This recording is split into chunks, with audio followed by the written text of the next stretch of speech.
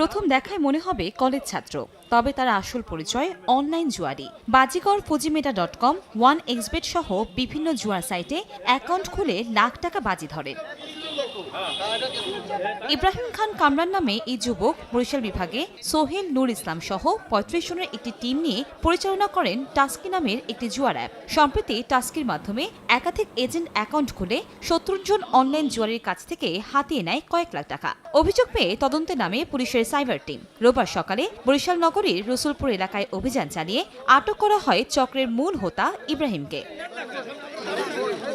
Police জানায় ২০২১ সাল থেকে জুয়ার সঙ্গে জড়িত ইব্রাহিম। ক্রিকেট, ফুটবল সহ নানা খেলায় অনলাইনে জুয়া খেলে মাসে কোটি টাকা হাতিয়ে নেয় সে। তার বিরুদ্ধে একজন মৌখিক অভিযোগও রয়েছে যে প্রায় ৩০ থেকে ৩৫ লক্ষ টাকা তার সাথে প্রতারণা করার।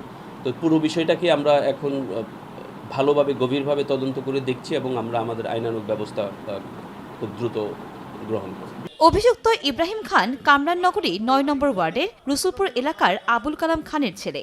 ইব্রাহিমের কাছ থেকে দুটি অ্যান্ড্রয়েড মোবাইল ও তার বিকাশ থেকে ২.৫ লাখ টাকা জব্দ করা হয়েছে। সময় সংবাদ, বরিশাল।